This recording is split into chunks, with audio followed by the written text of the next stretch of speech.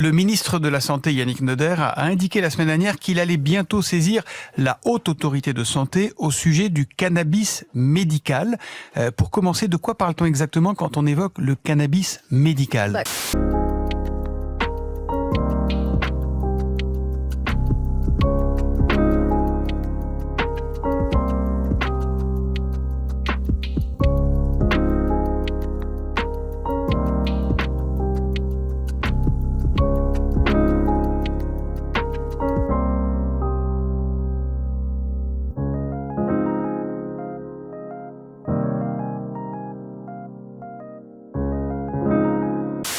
Un adolescent de 15 ans poignardé à Marseille, un enfant de 5 ans blessé par une balle perdue à Rennes, un homme de 19 ans abattu à Valence. Le point commun entre tous ces faits divers survenus l'an dernier, c'est qu'ils sont tous liés au trafic de drogue.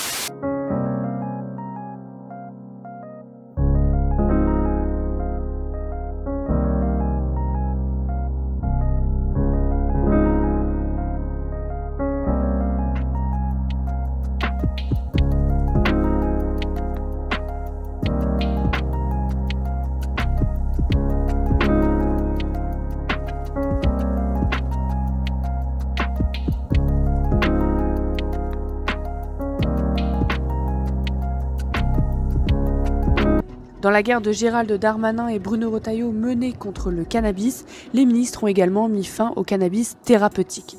Lancée en mars 2021, l'expérimentation concerne 1700 patients à travers la France. Elle s'est arrêtée le 31 décembre 2024 contre l'avis des malades et de leurs médecins. Le gouvernement a laissé 6 mois aux patients pour trouver un autre traitement. Oui, voilà, je suis une souris de laboratoire parce que j'ai vraiment joué le jeu.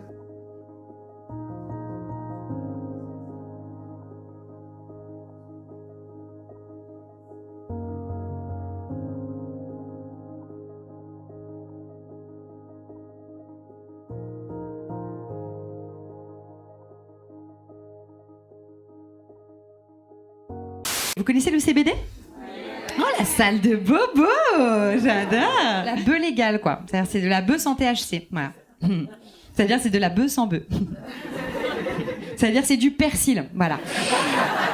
Son nom l'indique, le cannabis médical, c'est le fait de considérer le cannabis comme un médicament et donc d'autoriser certaines personnes en France à en consommer. On parle là de patients qui sont gravement malades, pour qui le cannabis sert à limiter les crises ou les douleurs. Ça n'a donc rien à voir avec un usage récréatif du cannabis qui, on le rappelle, est interdit. Ce fléau a causé la mort d'au moins 42 personnes rien qu'au premier semestre 2024. Il est aussi à l'origine d'un marché illégal qui brasse chaque année entre 3 et 6 milliards d'euros, si bien que les autorités françaises ont aujourd'hui décidé d'agir. Une proposition de loi a été adoptée mercredi en commission au Sénat. Elle s'intitule « Sortir la France du piège du narcotrafic ».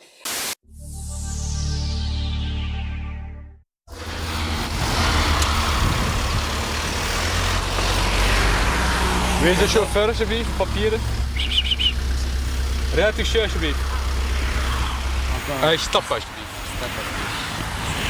Valérie est malade et souffre de douleurs intenses. Elle n'imagine pas sa vie sans son traitement. Comme elle, des milliers de patients se retrouvent démunis et très inquiets. Reportage. Je m'appelle Hélène Hendrix, j'ai 52 ans. J'ai la sclérose en plaques depuis 28 ans. On a eu donc 4 traitements qui n'ont pas fonctionné, qui m'ont malheureusement laissé des effets secondaires comme le virus JC. Donc le virus JC interdit d'avoir un immunosuppresseur comme le Tysabri ou comme le Crévus. Donc ces nouveaux traitements, je ne peux pas les avoir. C'est du persil à 20 € le gramme, quand même. C'est pas un truc de fou. Je veux dire, aujourd'hui, on mange des yaourts sans lactose, du pain sans gluten, on fume de la drogue sans drogue. C'est génial, je trouve, pour une existence sans joie. Justement, quelles sont les personnes qui ont déjà aujourd'hui accès à ce cannabis médical ? Très peu de patients en France pour le moment, ils sont environ 3000. Tous ces malades ont accepté de participer à une expérimentation, un test en vie réelle qui a commencé en 2021. Va-t-elle vraiment révolutionner la lutte contre le trafic de drogue ou au contraire aura-t-on toujours un train de retard face aux trafiquants et leurs pratiques en constante évolution ? Precies hier. U blijft hier alsjeblieft. Comment? U blijft hier alsjeblieft. U blijft, c'est ça? Ah. Ça, je laisse là. Wie is al de bier gedronken? Bier drinken. Wie heeft de bier gedronken? On parle pas du tout. Je m'appelle Angel. Ça fait plus de 10 ans que je suis dealer. C'est une pyramide. T'as les petites mains, les moyennes, et t'as la tête. Et vous, vous êtes la tête? Et moi, je suis la tête. Alors Valérie, j'ai 58 ans, j'habite Bordeaux et puis je suis maman d'un jeune homme de 24 ans. J'ai contracté le VIH et j'ai appris ma séropositivité en 1986. Et c'est vrai qu'à l'époque, je consommais du cannabis, mais pas patiemment, médicalement. Déjà, je le fumais en forme de joint. Donc les douleurs étant arrivées malheureusement il y a une dizaine d'années, douleurs chroniques, c'est journée, c'est nuit, c'est tout le temps. Et en commençant avec des traitements basiques, Doliprane ou autre, on est arrivé à la morphine avec le centre antidouleur. Mais souvent, je me dis, mais comment les générations d'avant, elles doivent se foutre de notre gueule, franchement, avec nos drogues nulles. Vous imaginez si dans les années 70, on avait dit à quelqu'un, tu veux essayer le CBD? Le CB quoi? Le CBD, c'est comme le LSD, sauf que c'est pas les mêmes lettres et que c'est nul. Oh, attends, calme-toi, tu veux pas plutôt qu'on fasse une petite partouze? Je peux pas, je suis qu'à contact. On a proposé à ces patients du cannabis médical pour voir si c'est efficace, si ça soulage vraiment leur douleur. Ces 3000 patients, ils sont tous atteints de graves maladies, des neuropathies, c'est-à-dire des maladies du cerveau ou des nerfs, des scléroses en plaques, de l'épilepsie sévère. On a aussi inclus des patients en soins palliatifs et des malades du cancer qui souffrent de lourds effets secondaires causés par la chimiothérapie. C'est avec vous, Stéphane Quéré, que l'on va en parler. Bonsoir. Vous êtes professeur de criminologie au CNAM. On va commencer par un constat. La France est l'un des plus gros consommateurs de stupéfiants au monde, avec 900 000 consommateurs quotidiens de cannabis selon le baromètre de Santé publique France et 600 000 personnes qui ont touché à la cocaïne au moins une fois dans l'année. Comment vous l'expliquez? Wie heeft de bier gedronken, alsjeblieft? Kom meneer, hier, alsjeblieft. Hebt u de fles gezien? De 100 kilometer, het is 50 kilometer hier. Ah. J'ai pas vu le flash. Je roelt 100 km/h. Oui. Het is gelimiteerd op 50 kilometer. 20. Nee, non. Ja, 20. 20 km/h et il roule à 100? Ouais. À 100? Ouais. Non. Oui, oui, non, mais... ça c'est la vérité. Non, nous on dit rien. On dit rien. Pendant des semaines, j'ai tenté de convaincre des chefs de réseau de nous en expliquer les rouages. Ils risquent jusqu'à 30 ans de prison et cultivent la discrétion. Après plusieurs jours de réflexion, l'un d'eux a accepté, à 2 conditions. Un lieu neutre pour l'interview et l'anonymat total. Visage et mains masquées, voix modifiée. Et on s'était rendu compte, enfin la communauté des gens qui avaient le VIH, que le cannabis, ça ouvrait l'appétit quand même. Le VIH, pendant 10 ans, il n'y avait pas de traitement. Les premières trithérapies, moi je les ai pris en 96, qui ont engendré au bout de, je sais pas moi, 5-6 ans après la prise des premiers traitements, des neuropathies et puis d'autres symptômes, on va dire, liés au traitement pour le VIH. Alors aujourd'hui, je suis dans un état invalidant. Je n'ai plus d'équilibre, je ne tiens pas mon bassin. Je ne peux plus travailler depuis 6 ans, je suis couturière de base, donc à 52 ans ça fait un petit peu jeune. J'ai été appelée pour le protocole essai thérapeutique du cannabis thérapeutique à Brest. Cas contact, c'est un truc de 2022. 2022 c'est comme 1970, sauf que c'est pas les mêmes chiffres et que c'est nul. Franchement, je trouve aujourd'hui on vit dans une société tellement aseptisée que même nos drogues n'ont plus de saveur, quoi. Mais je me dis, mais si on continue à ce rythme-là, qu'est-ce qui va se passer après? Moi, je vous dis la vérité, je suis très inquiète pour les générations futures. Je suis très inquiète pour nos enfants. Comment vont-ils se droguer? Mais ça veut dire quoi? Que ces malades, ils sont autorisés par le médecin à fumer du cannabis? Alors pas exactement. Dans l'expérimentation, la combustion est interdite.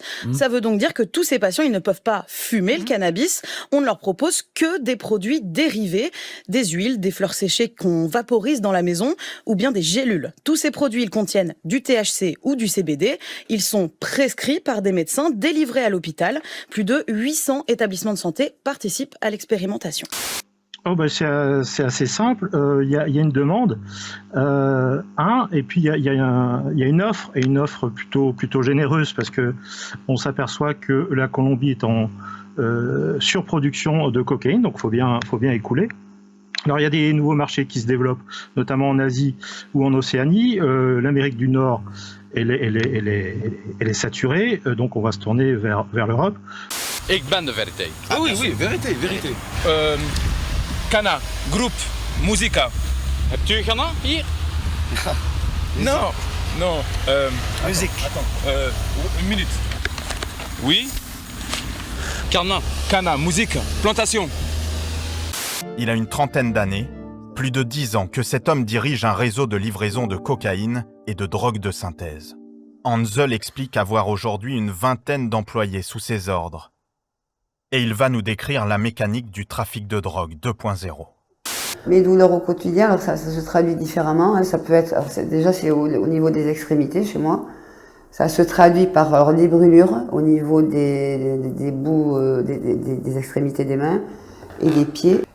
Après en 2012, donc quand j'ai eu mon cancer, j'ai pas eu de chimio, j'ai eu de la chirurgie. Et après j'ai eu 31 séances de radiothérapie. Alors cet essai a commencé en 2021, le 17 janvier 2021, j'ai eu la première petite bouteille et on a commencé effectivement avec 7 pipettes parce qu'il y a plusieurs dosages, donc ça va de 0,1, 0,2, 0,3, ça va jusqu'à 0,10 et en 3 ans, je suis à 0,6. Donc c'est quelque chose qui me détend et qui m'aide à dormir au moins 5 heures à 5h30 d'affilée. Chose qu'avant, ce produit-là, je ne dormais que 3h30 réveillée par la douleur.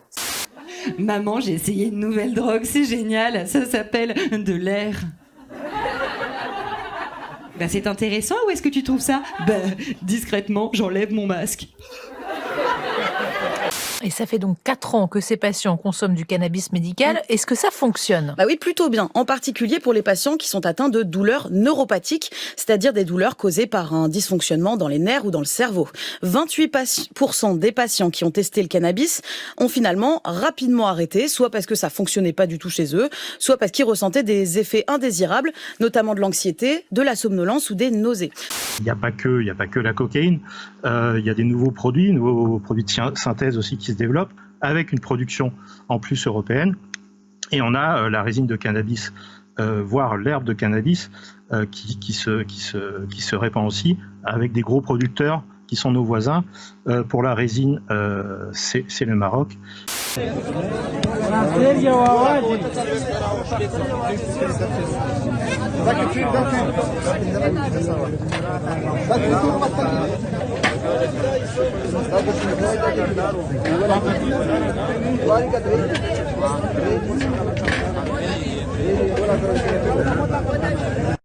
Et pour l'herbe, c'est à peu près tous les pays du monde, puisqu'on commence à voir arriver maintenant de l'herbe de cannabis qui vient de Californie. J'ai un tout petit problème dans ma plantation. Pourquoi ça pousse pas? Moi j'ai planté des bananes. Banane ça pousse pas. Toujours pas poussé. Moi j'ai planté coco. Coco ça pousse pas. Waarom coco niet groen? Niet groen. Ok. Waarom niet groen? J'ai des petits problèmes dans ma plantation. Waarom niet groen? C'est Internet qui a tout changé en vrai. C'est les réseaux sociaux, Internet, les téléphones, Android, l'iPhone, tout ça, qui a tout changé. Tout va vite maintenant. Parce que maintenant, on est dans une société, tu commandes à manger, tu l'as en 10 minutes. Tu commandes ton Uber, tu l'as en 5 minutes. C'est pareil, tu veux ta drogue, tu l'as en 15-20 minutes. C'est la même chose. Donc il y a quand même un tiers des patients pour qui ça n'a pas fonctionné. Mais pour tous les autres, 72%, ça a amélioré leur qualité de vie. Avant de consommer le cannabis médical, ils étaient 81% à souffrir de douleurs fortes ou insupportables. 81%. Ils n'étaient plus que 30% à souffrir après 1 an de traitement. Donc là, il y a 25 mg de CBD et 25 mg de THC. Après 4 ans de traitement, les patients attendaient une prolongation ou une autorisation définitive, puis le couperet tombe. Les malades doivent se sevrer en 6 mois. Parfois, un médicament n'est plus délivré du jour au lendemain. C'est invivable, c'est une douleur chronique. Elles sont constantes. Elles sont même pas soulagées correctement avec la morphine. Alors ce produit, c'est du THC et du CBD. Voilà, ça a permis d'alléger Pas un sevrage complet, vu les dosages que j'ai en morphine, mais ça a permis d'espacer. Donc là, j'en ai 2 en moins. Donc en fait, je suis à 6 injections par jour au lieu de 8, voire 10 injections. Parmi les grandes évolutions de ces dernières années, on a aussi constaté une ubérisation du trafic de drogue en France, avec le recours de plus en plus fréquent à des livraisons à domicile et à un marketing via les réseaux sociaux, avec même des promotions, des cartes de fidélité. C'est là aussi l'un des gros changements de ces dernières années ? C'est ça, c'est l'offre qui permet ça. Alsjeblieft. Ça veut dire quoi? Waarom alsjeblieft? C'est waarom? C'est quoi? Je sais pas. Waarom zegt u alsjeblieft? Je sais pas du tout. Non, pourquoi? Mais je sais pas, c'est ce que j'entends. J'ai entendu ça la dernière fois à la télé. Wat zegt u alsjeblieft? C'est télé, TV. Vous connaissez Cana, non? Ah, u bent Ghana? Ben oui, c'est Cana. On a chanté la chanson. Les chansons, c'est j'ai de petits problèmes dans ma plantation. Pourquoi ça pousse pas? Le client dans son téléphone, il a quoi? Uber Eats, son application de banque, il a son application de dealer en gros. Il clique, il a sa commande, c'est la même chose. Sauf que c'est illégal. Sauf que c'est illégal. Bon, au vu de ces résultats qui sont plutôt favorables de cette expérimentation, est-ce que le gouvernement va donc autoriser le cannabis médical ? C'est ce que réclament les associations de patients, mais le ministre de la Santé veut être prudent, laisser la décision à une autorité de santé pour ne pas en faire un choix politique. C'est donc pour cela que la Haute Autorité de Santé va être saisie dans les prochains jours. Elle va décider d'autoriser ou non le cannabis médical et dira quelle maladie serait concernée. Je suis en rupture de soins, j'estime, depuis 3 mois. Suite à l'arrêt des fleurs. Alors là, par contre, ils ne se sont pas posé de questions s'il fallait initier sevrage ou pas. Dès qu'il n'y avait plus de stock, on nous a arrêtés, on nous en a donné jusqu'à ce qu'il y ait tant qu'il y avait du stock. Dès qu'il n'y a plus de stock, donc moi, ça a été il y a 3 mois. Depuis 3 mois, j'ai plus de fleurs à vaporiser. Donc déjà, je suis en rupture d'un de mes 2 médicaments que j'avais. Ouais, je veux du bio. Ouais, je veux du bio. Ah, mais vous me faites marrer, vous autres, à la ville. La vérité, c'est que vous voulez tout pour rien. Alors autant vous dire que l'agriculture conventionnelle a encore de beaux jours devant elle. Parce qu'au final, ce qui dicte vos achats, ce n'est pas votre conscience de petit bobo à la noix, mais bien votre porte-monnaie. Pour moi, ça fonctionne. Ce qui m'inquiète, c'est que là, maintenant, au mois de juin, ce produit est censé être stoppé. Les dernières nouvelles de l'Agence nationale du médicament, c'est qu'il faut faire un sevrage.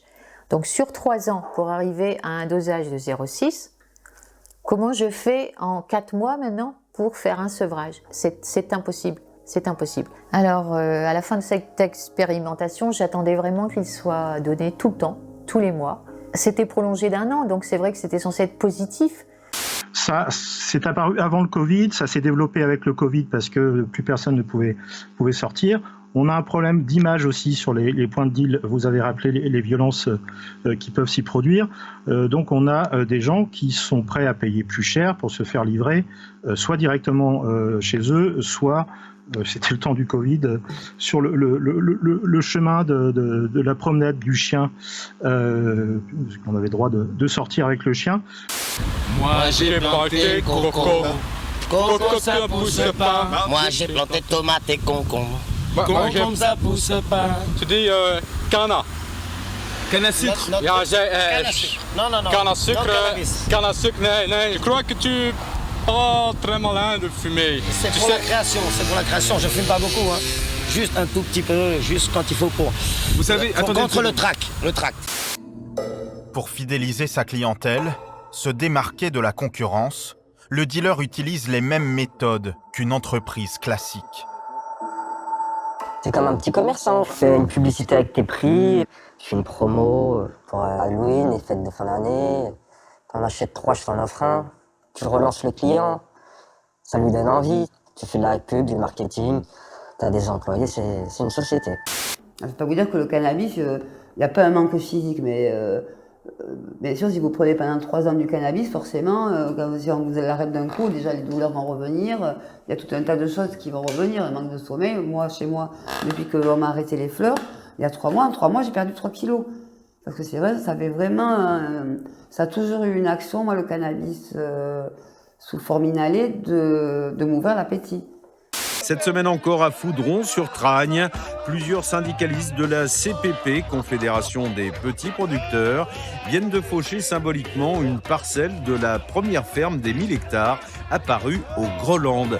Son leader, José Tarpey, s'en explique. Mais comme malheureusement il y a eu cette dissolution et que justement le budget n'a pas pu être voté, c'était dû au budget. Donc comment on fait si effectivement un produit fonctionne mais le budget n'est pas là? Donc on ne peut pas le donner en continu aux patients. Et moi j'en ai besoin de toute façon. Je me rends compte que j'en ai besoin. Donc on pouvait croiser le dealer qui venait vous apporter ça sur la route, soit de la promenade du chien, soit pour aller faire les courses. Donc tout ça, on s'adapte au client. Le client a du mal à venir sur les points de deal. On va aller voir les clients. Plus ce développement en parallèle des messageries plus ou moins cryptées. Tu sais, je vais essayer de parler un peu français. Merci. Quand moi j'étais très jeune, moi aussi une fois ou deux essayé de fumer. Moi devenir très con. Hein. Non, je rigole pas. Non. Vous êtes en train de me dire que je suis très con. Non, il y a beaucoup de gens qui ont fait des conneries après avoir fumé. Oui, mais moi j'ai l'habitude. Vos journées, vous les passez sur l'ordinateur? Ouais, voilà, comme un geek. Avec mes lunettes, parce que ça me fatigue les yeux, et voilà. Je peux être partout dans le monde. Il me faut juste de la connexion Internet. C'est tout. Alors là, franchement, j'ai été une fois sur le marché illégal. Il s'est avéré que les produits étaient apparemment pas bons, donc j'ai mis à la poubelle. Et puis du coup, je vais faire pousser mes plantes moi-même. Je vois que ce moyen-là. Du coup, je vais vous montrer. Alors, maintenant, là, j'ai juste installé la structure qui va recevoir les plantes. C'est pas possible. C'est pas possible. On peut plus vivre. On peut plus vivre. En effet, que peut faire aujourd'hui le petit producteur qui cultive amoureusement ses plants de cannabis bio dans son jardin contre le gros exploitant qui exploite jusqu'à 1000 hectares de THC transgénique? Nous avons interrogé Stivon Triplefeuille, le patron de cette ferme d'un nouveau type.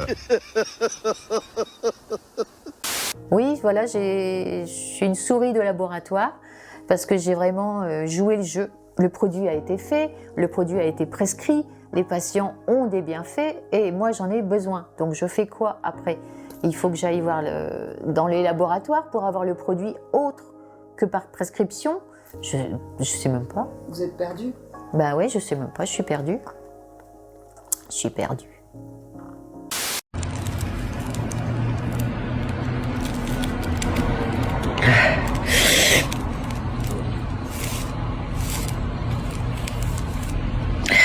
Il faut être lambda. Donc vous ressemblez à Monsieur Tout-le-Monde?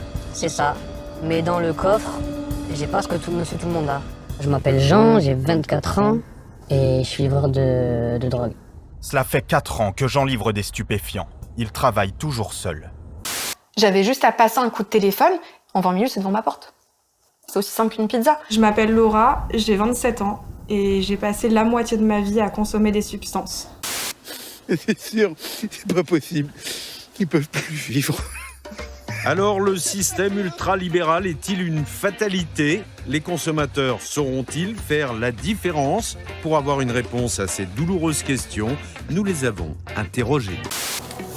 Les gens qui sont pas sur un fauteuil roulant, pour aller monter tout ça, moi si j'ai des copains... On peut pas se permettre de... Non, c'est pas possible. D'un point de vue juridique, je connais pas exactement les peines de prison et je crois que production, ça peut aller jusqu'à 10 ou 15 ans. Vous allez le faire quand même parce que... Je vais le faire quand même parce que j'ai pas envie de me retrouver... comme il y a 3 ans en arrière, avec mes douleurs et voilà, va perdre du poids parce que le cannabis ouvre l'appétit.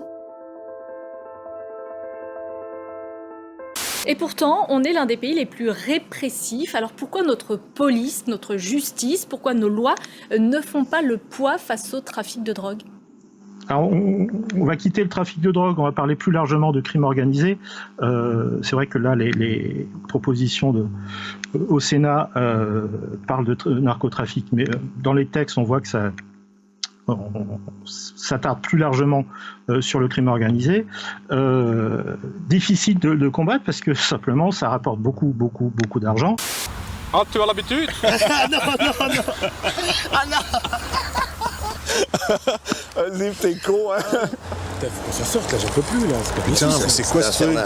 C'est quoi ce bordel là? On était à 100. Ouais, mais à 100? Ouais. Attends, il dit qu'on roulait, l'autorisation c'était à 20 et on roulait à 100. À 20? Il a fumé, quoi, le mec. Nous restons calmes, hein, parce que... Et un député de vos rangs, le Marseillais Sébastien Delogu, député de la France Insoumise, a fait une proposition choc ce week-end. Il veut légaliser le cannabis et permettre aux dealers condamnés d'ouvrir des commerces légaux. Est-ce que c'est la position officielle de la France Insoumise que déclare Sébastien Delogu? Est-ce que plutôt qu'emprisonner des dealers, il faudrait en faire des vendeurs officiels et légaux de cannabis? Alors, plusieurs choses. Déjà, commençons par dire qu'on se retrouve donc avec 2 ministres de l'Intérieur, puisque M. Darmanin, mais peut-être qu'on va en parler, propose des mesures qui sont des mesures presque de ministre de l'Intérieur. Enfin bref. Moi, je livre en 2 roues toute l'année et l'hiver, quand c'est la saison du froid, des pluies, je passe à la voiture. MDMA, ecstasy, cocaïne, LSD. En fait, je fumais en permanence. En permanence. Je ne fumais même plus de cigarettes. J'avais tout le temps un joint à la main. Tout le temps. Jusqu'à 10-15 joints par jour. C'est vraiment très anxiogène la période qui passe là. Parce que pour la plupart, ils ont peur de devoir repartir vers tous les médicaments qu'on leur donnait, comme je vous l'ai dit, le fentanyl, l'oxycodone, plein d'autres médicaments. Et qu'en parallèle, mais ça a été dit dans la commission sénatoriale d'enquête sur le trafic en France, il y a des grandes corruptions, y compris dans nos forces de l'ordre, dans la magistrature, dans la pénitentiaire, chez les dockers. Ouais, mais allez, monsieur, dites, on est pressé. Il n'y a pas de pressé, monsieur. Non, premièrement, la grosse erreur, il y a la corruption de fonctionnaires. Attendez, on vous dédicace quelle corruption, monsieur? On est musicien. Tout ce qu'on peut vous donner, c'est de la musique. Vous donnez les CD pour mon fils. Et puis après ça, veut dire, moi je fume pour la création. Tu prends moi pour un con, quoi? Ouais, mais Ouais, calmez-vous, monsieur, hein, dites... Et tu me prends pour un con, quoi? Tu es occupé à en dire que tu fumes tout le temps, que tu bois de la bière, et puis après ça, tu veux encore que je te laisse partir pour qu'on ira la CD? Mais j'aimerais qu'on parle de vos propositions à la France Insoumise, la proposition de Sébastien Delogu. Je suis très amusé parce que la proposition avait été faite, figurez-vous, par 3 députés macronistes. Et alors là, quand c'était des députés macronistes, tout le monde s'en fichait. Il y a eu un rapport qui a été fait par des députés macronistes dans la précédente mandature, c'était en 2021 très exactement, qui proposait ça. Qui proposait que si on légalise le cannabis dans un cadre étatique, eh bien il faudrait faire une amnistie des personnes condamnées pour soit du petit deal, soit de la consommation, pour leur permettre, attendez, ils appelaient ça valoriser les compétences acquises lors du trafic illégal. Le matin, je commence à 10h et le soir, généralement, à 18-19h et je m'arrête à minuit max. C'est horrible, mais j'en avais fait un ami, un passe-temps, un compagnon. Quand je m'ennuyais, je vais rouler un joint. Pour elle, le plus difficile est aujourd'hui de vivre avec dans sa poche une tentation permanente. Son téléphone portable la bombarde de messages et de publicités. On s'en fout. Non, ouais. On s'en fout complètement. J'ai pas compris la question. On s'en fout. De ce type, ou autre, hein, des antidépresseurs, des benzodiazépines pour dormir. Non, et puis ils n'ont pas envie. Il y en a même une personne, je ne dirai pas son nom, mais qui s'est renseignée, elle me dit, pour aller en Belgique. Donc quand vous entendez ça, moi ça me rend malade, franchement.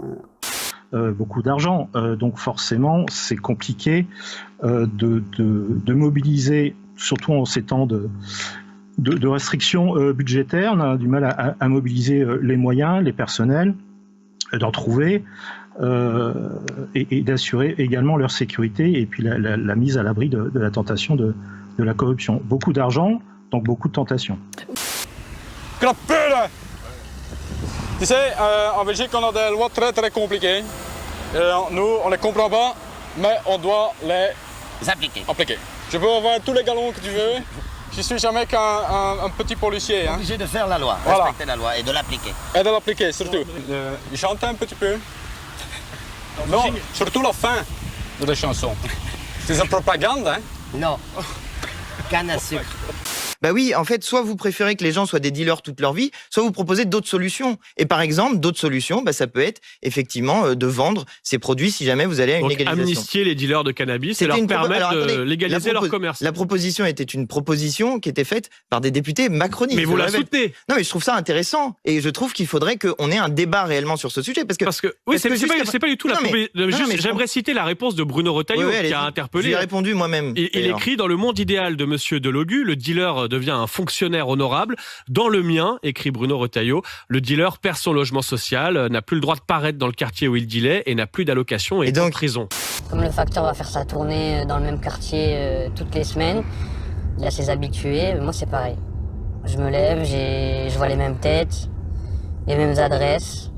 Bah là en fait j'ai reçu une pub pour du cannabis où en fait il va montrer clairement, et là on va voir dans la vidéo qu'il va casser la plaquette pour montrer l'intérieur, on va bien le voir, voilà. Ça, vous venez de recevoir ça? Ouais, hier, pas plus tard qu'hier. Disponible de midi à minuit, 7 jours sur 7. Nous vous proposons du shit ou de la bœuf. Voilà, la meilleure qualité à des prix très abordables.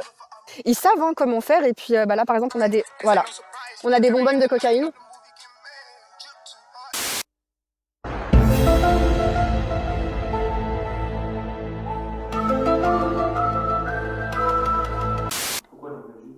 En Belgique, pour l'euthanasie. Elle s'est renseignée pour l'euthanasie. Parce qu'elle ne veut pas retomber dans les souffrances où elle était avant. Et surtout dans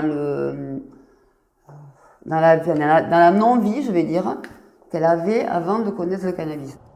Vous évoquez effectivement la corruption de nos administrations, de certains membres de nos administrations. C'est ça un peu le début d'un narco-État, non?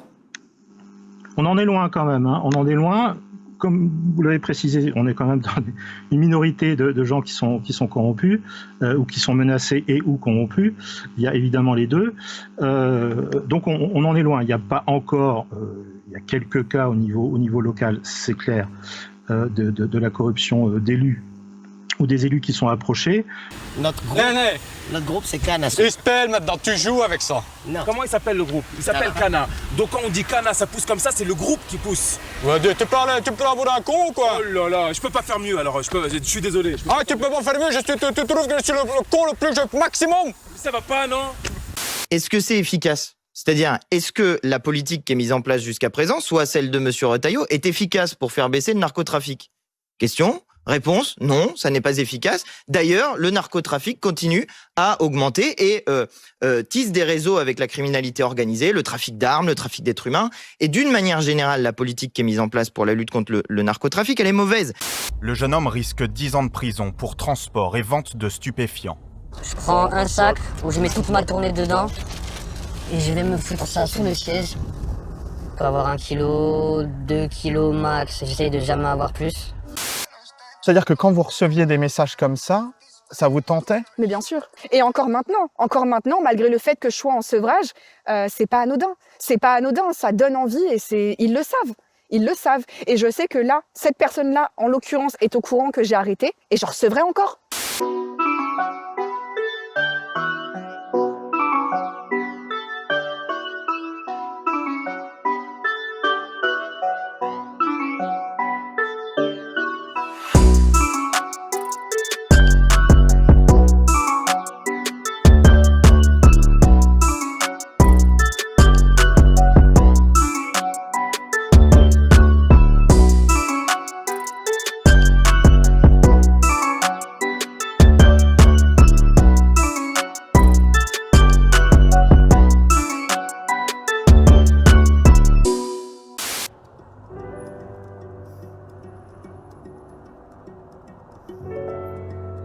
Valérie s'occupe maintenant de rechercher les patients participant à l'expérimentation dans le but de se rassembler et de lutter ensemble.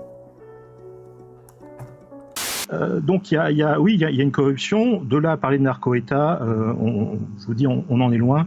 On va laisser ça pour l'instant, et j'espère que c'est que pour l'instant, à des pays d'Amérique latine. Je pense à la Colombie, je pense à l'Équateur, je pense au Mexique, où là on a atteint des sommets. Oui. Pourquoi C'est vous qui dites ça. Je vous explique quelque chose de bête, de simple, et vous allez chercher quelque chose d'autre ailleurs. Mais je ne comprends pas. La canne à sucre, elle est à l'île Maurice. Quand on a été enregistré là-bas, il n'y avait que de la canne à sucre. Quand on a demandé quel nom, on a dit la canne à sucre, c'est tout. On est revenu avec un album pendant 1 an. Et quand on est revenu à Paris, il n'y a pas de canne à sucre à Paris, donc on a enlevé le sucre, ça fait cana. Parce qu'on ne prend jamais en question la question de la consommation. Or, sur la question de la consommation, précisément, c'est des politiques de prévention qu'il faudrait mettre en place pour faire baisser la consommation de cannabis ou d'autres substances d'ailleurs. Petit 1 et petit 2, il faut concentrer les moyens sur le haut du spectre, c'est-à-dire sur les grands dealers, sur le blanchiment d'argent, sur ceux qui font finalement fonctionner ces réseaux de trafic. Parce que ça vient pas comme par magie, la drogue. Justement, vous le dites bien, ça ne règle pas cette question de la légalisation, ça ne règle pas la question du trafic et de la violence. Si. Si. Ah bah. Ce soir-là, un mercredi, nous le suivons pendant 1 heure. 3 livraisons.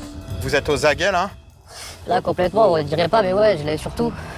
Qu'est-ce que J'essaie vous... de changer de... Je regarde si on me suit quand je tourne. Ouais, j'essaie d'être vigilant, de bien conduire. Je vais pas vite, je fais pas n'importe quoi. Toujours les clignots, les petites choses de bêtes et méchantes, mais il faut tout être carré surtout. Faut pas que quand on vous voit, on se dise qu'est-ce qu'il fait lui. Mais pourquoi est-ce que, par exemple, vous changez pas de portable? Bah, parce qu'en vrai de vrai, j'ai envie d'être plus forte que ça. J'ai envie de me dire que c'est pas ça qui va régir ma vie en fait. Je vois pas pourquoi je devrais changer de téléphone, changer tous mes comptes, tout changer.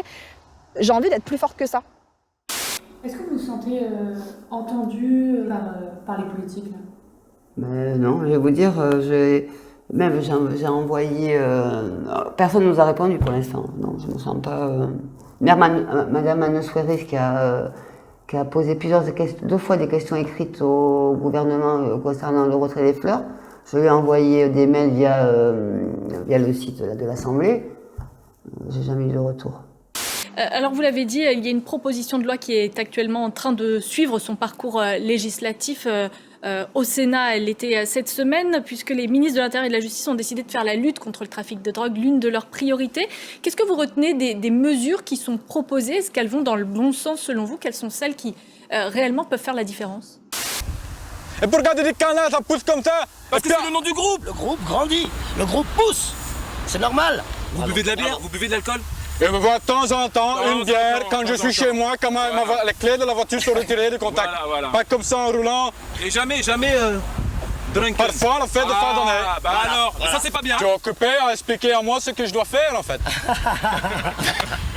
il t'a grillé là. Mais non, attends, on essaie de parler là, je comprends pas là. Non, on explique. Mais justement, la question de la légalisation, c'est précisément une politique de lutte contre les trafics. Mais Antoine Léaumont, vous qui êtes député LFI de l'Essonne, vous savez bien ce qui se passe à Marseille. À chaque fois, les saisies aussi de cocaïne explosent. Bien sûr. On parle d'un tsunami blanc en France. Bien sûr. Et vous allez me dire, pour la cocaïne, même chose, pour éviter que les dealers s'entretuent, qu'il y ait de la violence du deal, du trafic, il faudrait aussi légaliser la cocaïne? Non, c'est pas ce que je vous dis. Pas de joint à la bouche, pas de musique trop forte, pas de casquette, une petite paire de lunettes qui passe bien. Vous avez déjà été arrêté, vous? Jamais. Je me suis fait contrôler plusieurs fois sur la route en étant chargé, mais ils n'ont jamais trouvé. Donc, oui, non, franchement... Alors là, je ne sais pas si on va avoir des retours du courrier qu'on va envoyer aux députés et aux sénateurs.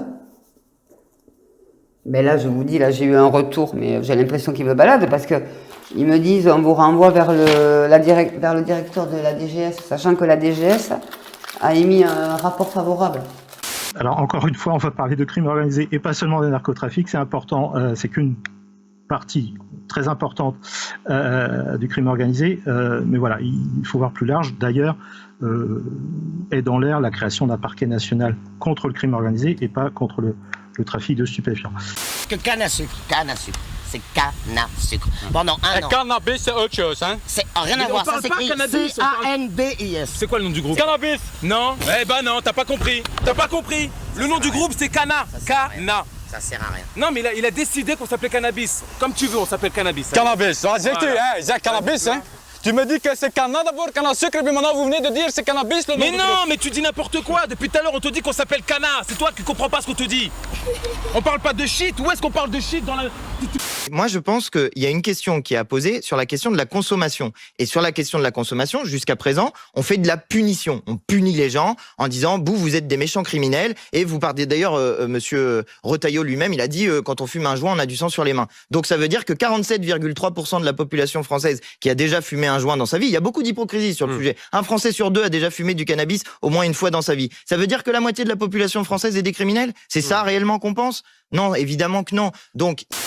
Et même une fois, il y en a un, j'avais un demi-kilo dans le coffre du scooter, je me voyais cuit, fini, il a même pas ouvert le coffre du scooter.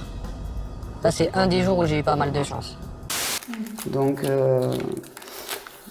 je sais pas. Vous sentez un plan de com contre le cannabis, mais sans prendre en compte les patients. C'est ça. Là, ben oui, là, ils sont focalisés sur la guerre à la drogue. Et comme le cannabis en fait partie. Évidemment, ça va dans le bon sens, ça peut que aller dans le bon sens. On a des années de retard. On avait une précédente commission d'enquête parlementaire qui datait de 93 sur les tentatives d'implantation de la mafia en France.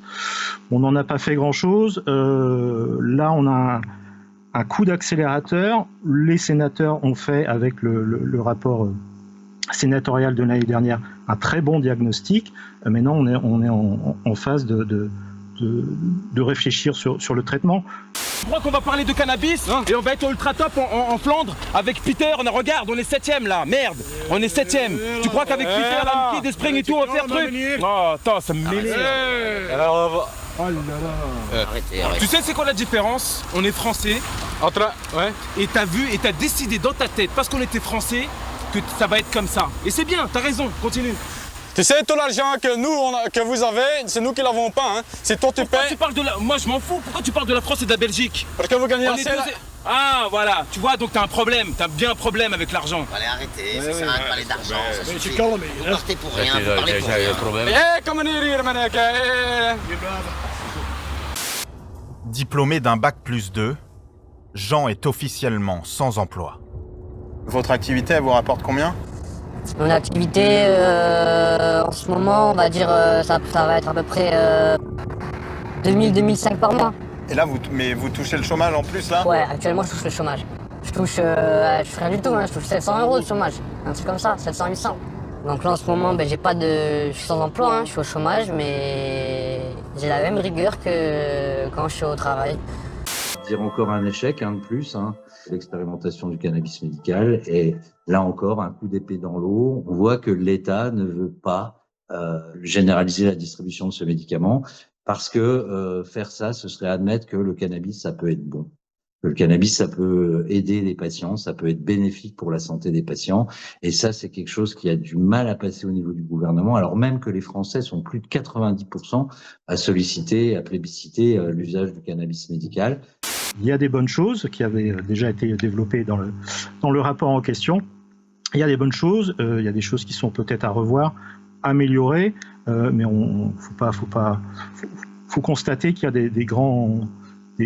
un grand bond en avant par rapport à la situation. Évidemment, c'est toujours avec retard, mais on espère que l'État et ses administrations vont faire un pas en avant. On va chanter à 3 et puis on va voir ce qu'on va faire, d'accord? J'ai des petits problèmes dans ma plantation.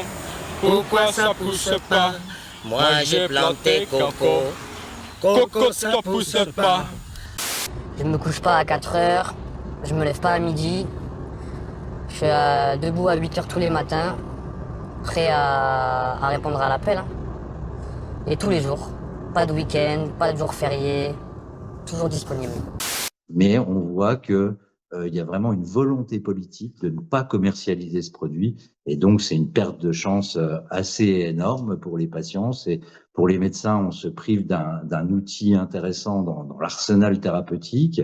Le cannabis est utile dans les maladies chroniques polysymptomatiques. Donc là où, effectivement, il peut y avoir une composante douloureuse, mais c'est aussi pour l'appétit, le sommeil et le moral que ça va jouer dans les maladies chroniques.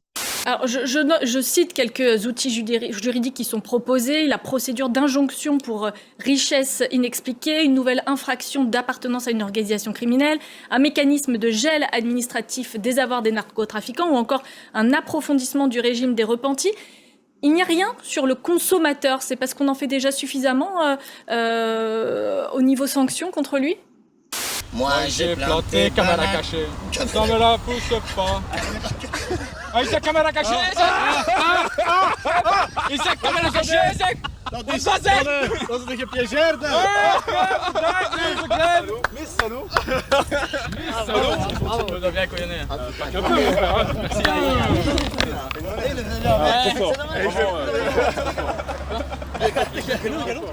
Pour vous, c'est une activité comme une autre ou? Malheureusement, ouais, j'ai envie de te dire. C'est triste à dire, mais ouais, c'est comme une autre. Hein. En 1 heure, le jeune homme a vendu pour plus de 300 € de cannabis, pendant que ses parents le pensaient avec un ami. On va de la pédiatrie à la gériatrie. Ça peut être utile également donc en neurologie, évidemment, en psychiatrie, mais aussi même en oncologie. On a des études qui montrent, notamment dans les cancers du sein, que le THC à haute dose peut faire régresser les tumeurs. Donc il y a vraiment un potentiel vraiment important et donc on devrait faire de la recherche à tout azimut sur les cannabinoïdes parce qu'il y a beaucoup de potentiel, mais au lieu de faire la recherche, on bloque des cas de fer. Alors, déjà au niveau consommateur, il faudrait peut-être mettre le ministère de la Santé dans la boucle. Vous voyez, beaucoup, ces derniers temps, ces dernières semaines, beaucoup de communication gouvernementale par les ministres de l'Intérieur et de la Justice. Moi, j'attends des nouvelles du ministre de la Santé. On n'en a pas. C'est assez curieux. Un nouvel ingrédient a récemment fait son apparition. Alors, on a de l'huile de chanvre, de la farine de chanvre et des graines de chanvre. Ce matin, le chef Stéphane Boucard a décidé de préparer en dessert un broyé du Poitou à base de farine de chanvre. Soit d'aller l'acheter, de risquer le racket, la violence. Donc on voit qu'on a des patients qui sont malades, donc qui sont vulnérables, qui devraient être protégés par la société. La loi devrait protéger ces gens-là. Et au lieu de les protéger, on va leur créer des problèmes alors même que la seule chose qu'ils veulent, c'est pouvoir se soigner. Donc c'est véritablement un scandale. On va procéder à un dépistage de produits stupéfiants sur votre personne, bien entendu. Est-ce que vous avez consommé des produits stupéfiants récemment? Est-ce qu'il vous arrive d'en consommer? Un contrôle plutôt bien accueilli par cet automobiliste. Je pense que c'est une bonne chose. Comme ça, il n'y a pas tous les drogués qui vont prendre la voiture et faire n'importe quoi avec. Bon, là, pour le contrôle, ça va aller? Bien sûr. Ouais. Confiant. Hors caméra, il avouera aux gendarmes avoir consommé le matin même.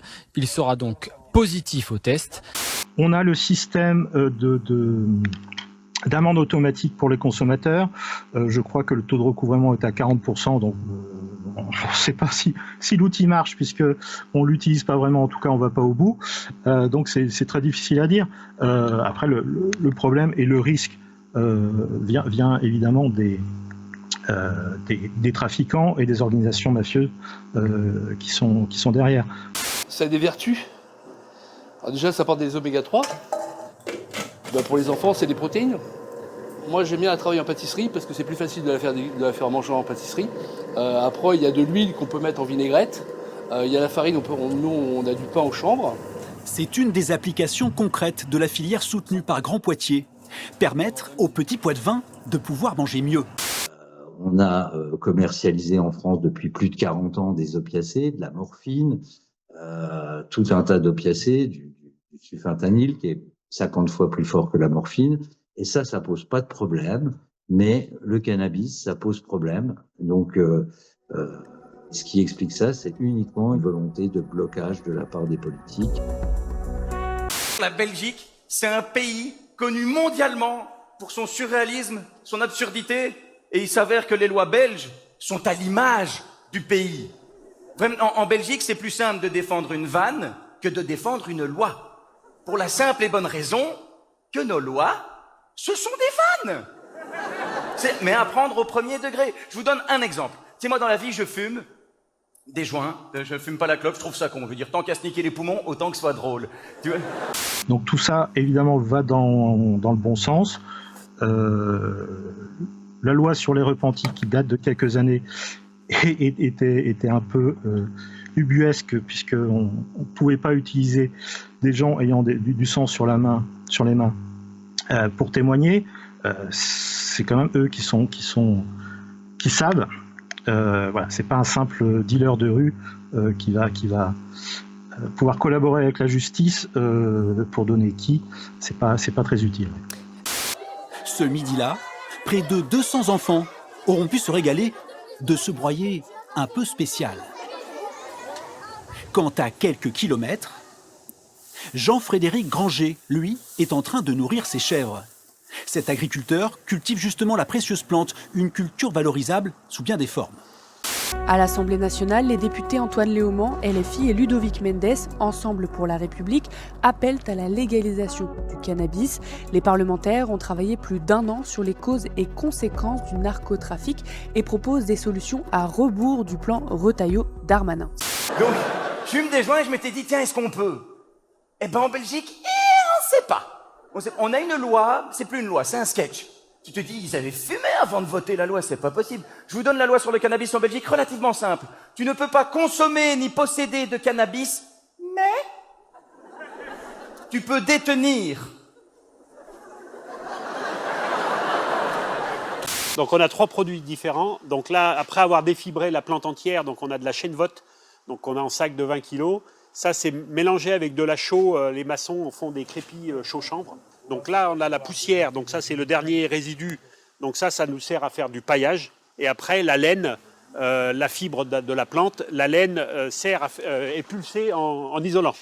3 grammes, ou l'équivalent d'une plante, dans le cadre d'un usage personnel.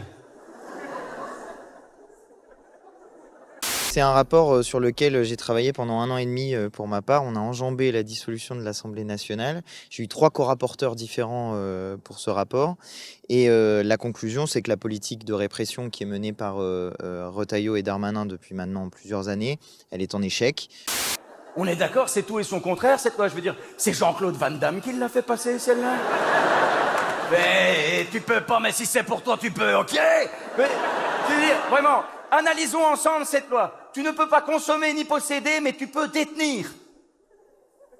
À aucun moment, quand ils ont voté la loi, un gars dit, je pense qu'on a un petit problème d'opposition au début. Là.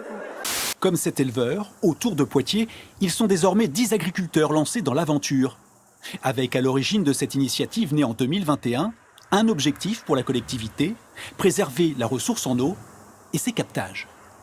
Qu'ils n'ont pas réussi à faire baisser les consommations de stupéfiants par la répression des consommateurs, que les opérations place nette ont été inefficaces pour démanteler les points de deal, et que d'une manière générale, il y a un peu l'impression que le gouvernement s'agite beaucoup, mais n'agit pas sur les points qui sont les points cruciaux. En Belgique, on est tellement cons, c'est passé crème. Alors tu peux détenir 3 grammes ou l'équivalent d'une plante. 3 grammes ou l'équivalent... Oh. Je veux dire, si quand tu récoltes ta plante, t'obtiens que 3 grammes, laisse tomber la botanique, t'es une insulte à la profession, hein. Pour terminer par cette petite astérix, dans le cadre d'un usage personnel. Ah, tu connais beaucoup de gens qui se droguent pour les autres. Genre...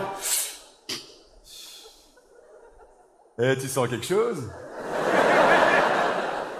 En matière de production d'eau potable, on doit, sur notre territoire, arriver à mettre en œuvre des cultures qui sont moins exigeantes en matière de pesticides. Et le chanvre a cet avantage-là, parce qu'il peut produire suffisamment avec un équilibre économique sans avoir recours à ces pesticides-là.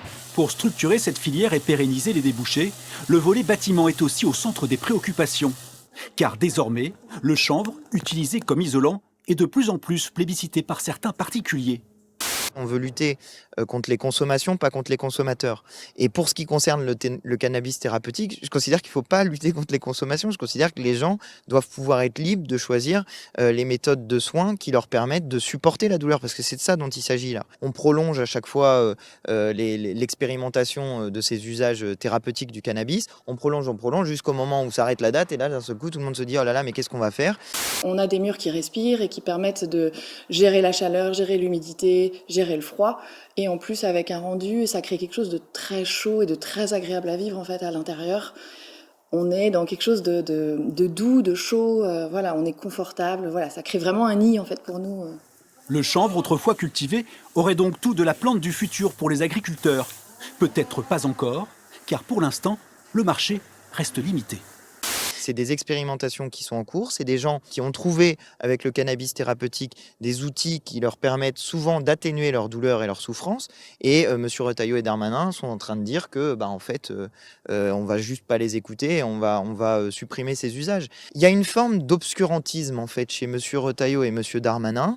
Ils essayent l'un comme l'autre, je pense, de préparer une candidature à l'élection présidentielle qui court après l'extrême droite. Et en général, quand on fait ça, eh bien, on a tendance à être dans une forme de contestation de la science. 577 lettres adressées aux députés sur la légalisation du cannabis. Des lettres plus un argument explosif, un pétard pour chaque élu. Ça reste un marché de niche aujourd'hui. Faut être en phase avec le marché, c'est-à-dire qu'il faut qu'on développe notre production au fur et à mesure que la demande se développe. Et la demande est là, la demande va arriver. Actuellement, la culture du chanvre couvre 37 hectares. À terme, Grand Poitiers en vise 200 pour sa filière. Une position rejetée par la droite et la majorité du camp présidentiel.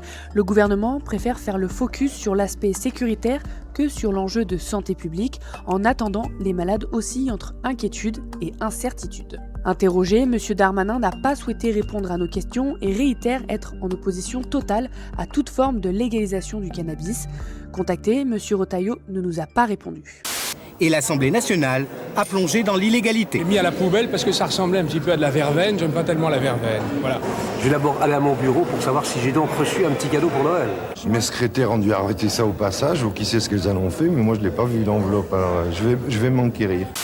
J'ai une question qui a un peu rien à voir, mais on voit souvent les stars, tu vois, Brad Pitt par exemple, ils se sont mis dans des trucs un peu à côté, par exemple il fait du vin. Un Patrick Bruel, je crois, ils vendent de l'huile d'olive. Des huiles de massage, Patrick Bruel, ils vendent.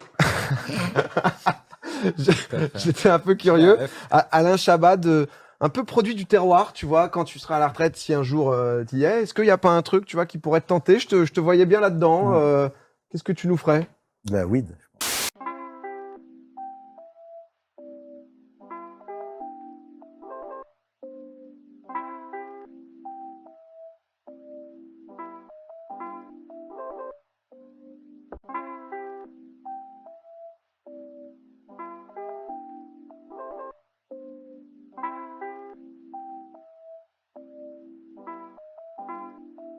Ouais, c'est...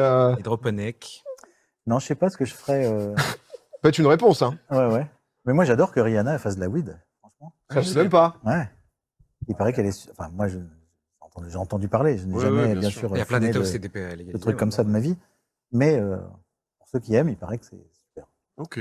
Donc, l'info... Rihanna, si tu nous entends, n'hésite pas à envoyer des échantillons pour ceux qui aiment. Pour ceux qui aiment. Pas pour moi, bien sûr, ni pour personne sur ce plateau. Bien sûr. Mais les techniciens aiment beaucoup, donc pour eux, on leur donnera. Pour voilà. l'équipe technique, C'est exactement.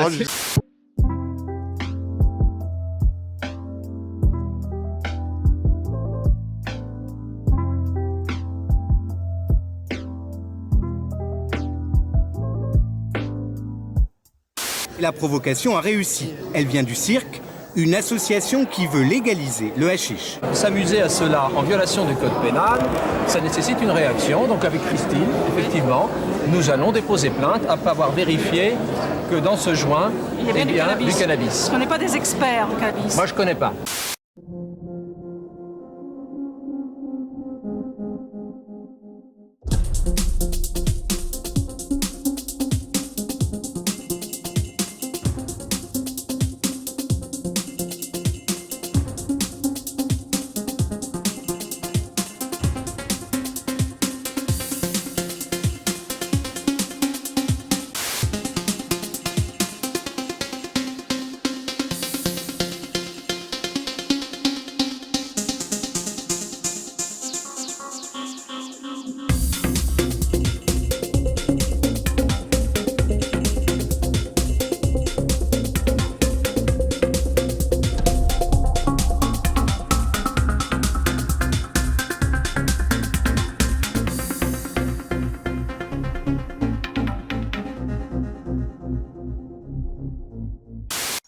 Le site Champipi lance un message d'alerte. Le site Champipi, site de géolocalisation des cèpes, tient à prévenir les promeneurs qui utilisent son application.